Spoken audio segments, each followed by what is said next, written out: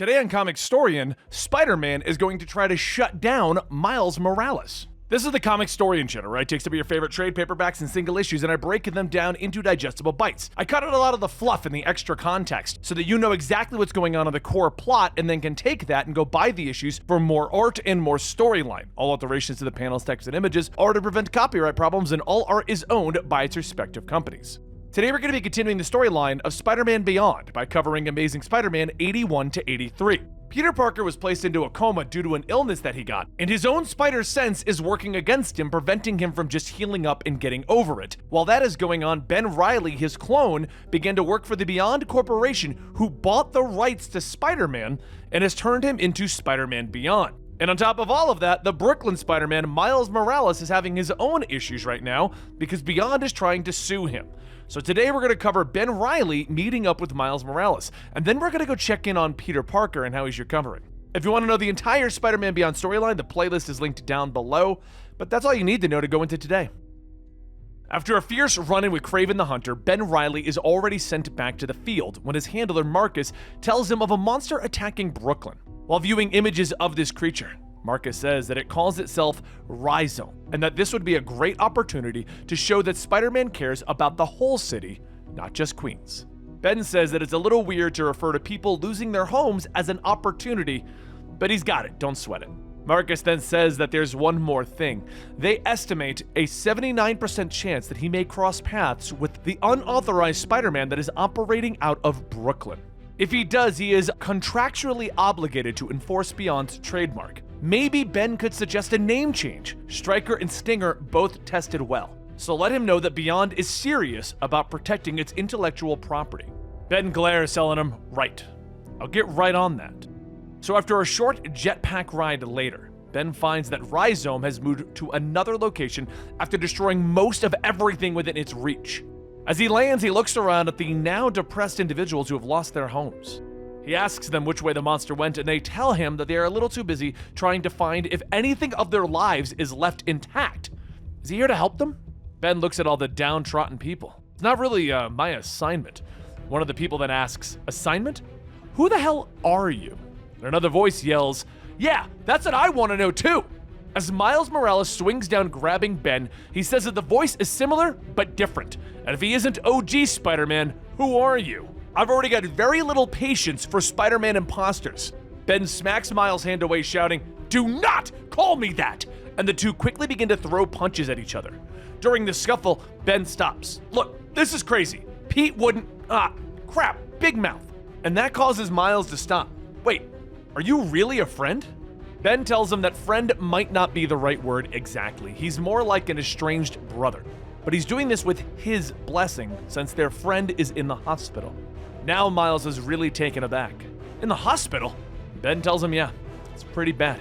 But that's a long story for another time.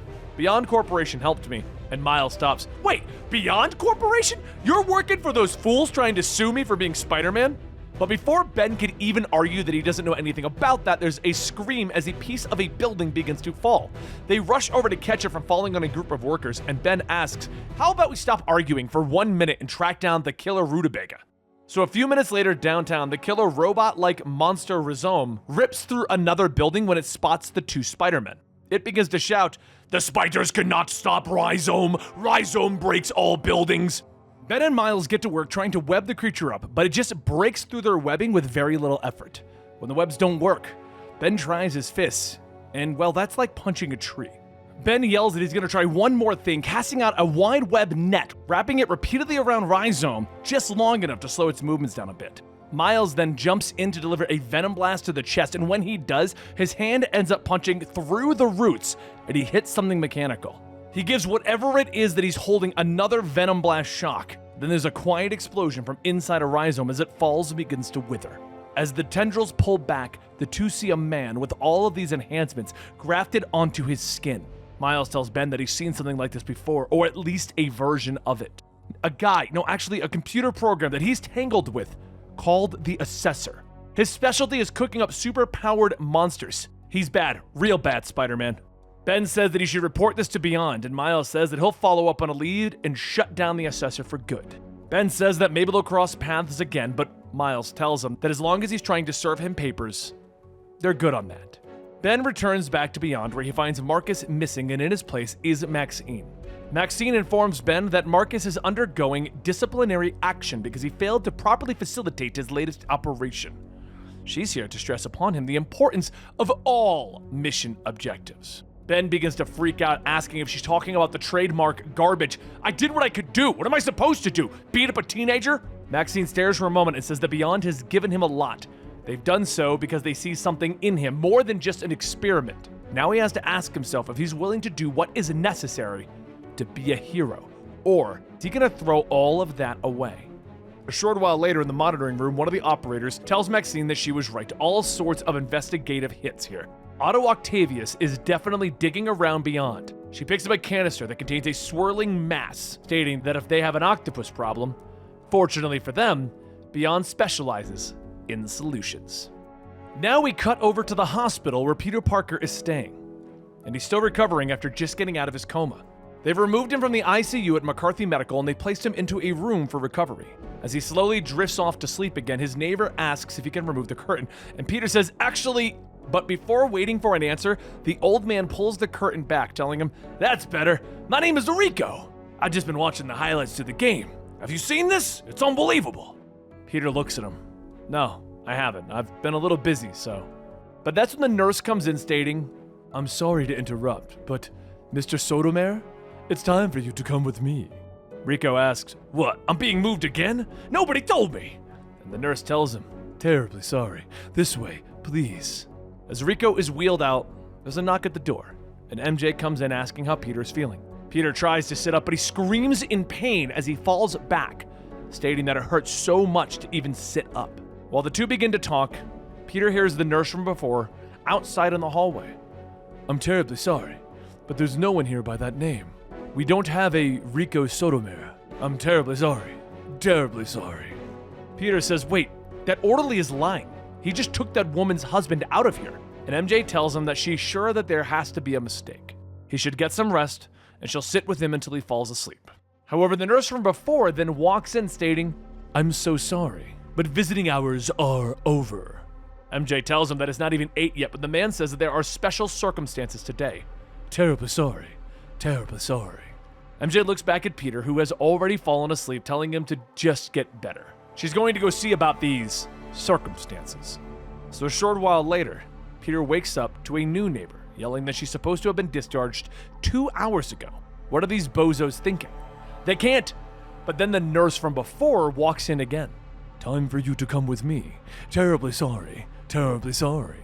The woman yells that she's supposed to go home. Where is she going now? And Peter yells with her as he sits up, but the pain comes back, knocking him out. When he wakes up again, he sees that nurse putting on gloves, telling him that it's time for him to come with him. Peter yells, wait, where the hell are we going? But as his vision begins to fade, the man says that he had to increase the dosage. Terribly sorry. Terribly sorry. Peter begins to see bits and pieces as his bed is rolled down a dark corridor. And when he stops, he sees the nurse step into the shadows. The nurse says, we had to come down in the darkness so I could show you my true shape, where I can feast. A hulking creature steps out of the shadows, with Peter seeing a pile of discarded bones and the creature stating that he can only feed in his true shape. And the light burns like wildfire. Suddenly a voice says that that's good to know, and MJ uses the flash of her phone to stun the creature. It screams in pain, chasing after her. She runs towards the light switch, but the creature manages to grab a hold of her leg. MJ grabs a wrench, cracking the monster's hand to free herself, and as she gets to the wall, the creature grabs her again. She yells, whatever the hell you are, you tried to eat the wrong guy. And suddenly a switch is flipped and all of the observation lights turn on, burning the creature until it falls into a pile of ash. Peter hobbles out of bed. My hero, before collapsing on the floor. MJ runs over telling him that someday he's going to learn how to rest, and if he doesn't, it's going to kill him. Now, after dealing with a man-eating creature, taking patients away and killing them, Peter found himself finally having a night of rest when suddenly he hears, Peter Benjamin Parker! Peter rolls over in his bed holding his pillow as a large woman walks in telling him, I know you are not going to make me tell my good friend May Parker that you gave up on physical therapy on the first day. Peter groans. I can't. Not today. Come back when I'm feeling better. She gives him the remote to call the nurse station, stating that quitting isn't an option when he still has folks out there that still care about him. Push that button when you're ready to do work and get better. As the nurse leaves, Peter rolls back onto his back, going through the messages on his phone from MJ and Aunt May. And then he sees their receipt from an online auction for a Spider-Man cosplay bundle. He stares. Wow, I must have really been out of it when I ordered this. But suddenly his spider sense blares like a siren in his head. To others, it seems like he's having random blackouts, but in reality, after his run-in with the UFOs, it left him more damage than anyone could imagine. They used a radiovolatile gas, which combined with his unique physiology, makes his normally dependable spider sense take on a life of its own and attack him. He tries to clear his mind to calm things down, but the spider sense has a mind of its own as it begins to play out twisted visions in Peter's mind. A short time later, the nurse returns to find Peter sitting in a chair by the window, stating that it's nice to see him no longer in pain, but she must remind him that he needs physical therapy, not retail therapy, Peter. As the nurse begrudgingly hands Peter his package, he tells her not to worry. He'll be ready in no time. Just give him a day or two. Once the nurse leaves, Peter takes out his new cosplay costume, crawling out of the window to take in the night's air and feel somewhat normal. He gets up stretching, stating who needs Beyond's fancy upgrades. I'm still a little stiff, but I better get started. Won't be long until Spider-Ben is going to need Spider-Man. But then there's a cry for help as Spider-Man springs into action.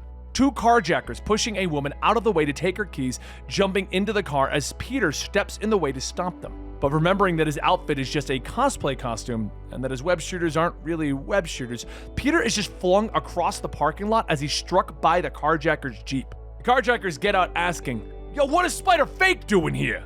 They then begin to stomp and kick Peter while he's down when there's a sudden silhouette that comes running in out of the flames of the wrecked car. Peter tells himself that the crooks seem a bit more heroic, and they also seem a bit bulletproof.